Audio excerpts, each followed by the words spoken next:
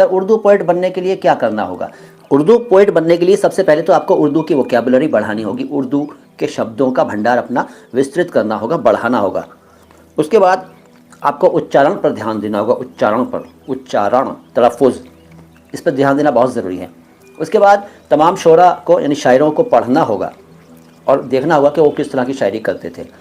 मुशायरों को सुनना होगा, भले ही आप यूट्यूब पर सुनते रहें, ठीक है। और फिर ख़ुद कुछ क्रिएट करने की कोशिश करनी होगी, कुछ रचना करने की, और फिर किसी एक को उस्ताद बनाना होगा जो रचनाओं को देखकर उनमें गलतियाँ निकाल सके, बता सके आपको। तब आप जाके शायर बनने के प्रोसेस में आ जाएंगे। और हमारे चैनल की सहायता लेना चाहें तो फिर तो लाजवाब हो जाएंगे आप, क्योंकि यहाँ भाषा पर तो बहुत ज़बरदस्त काम होता है। हमारे वीडियोस देखते रहिए और हमारे दूसरे चैनल अल्फाज आवाज़ अंदाज़ पर ज़रूर जाइए, उस पर हमारे शायरी के जलवे देखिए, आप सुनिए, पढ़िए, ठीक है, और फ़ायदा उठाइए। रिज़वाना खातून, तिश्ना नज़रें मिली शोख नज़रों से जब, मीनिंग प्लीज़ जी।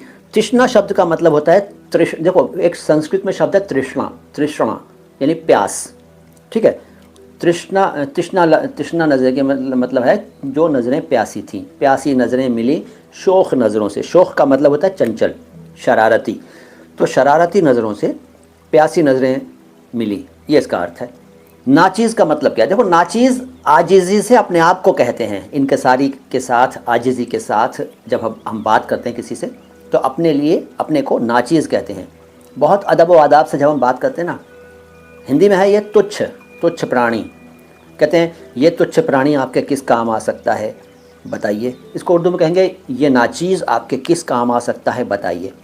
इस सेंस में इसका इस्तेमाल होता है नाचीज़, यानी कि जो कुछ ना हो, कोई चीज़ ना हो, जो मतलब कुछ भी ना हो, तुच्छ प्राणी हिंदी में। समीर एजाज कहते हैं सर उर्दू वोकैबुलरी कैसे स्ट्रॉन्ग करें?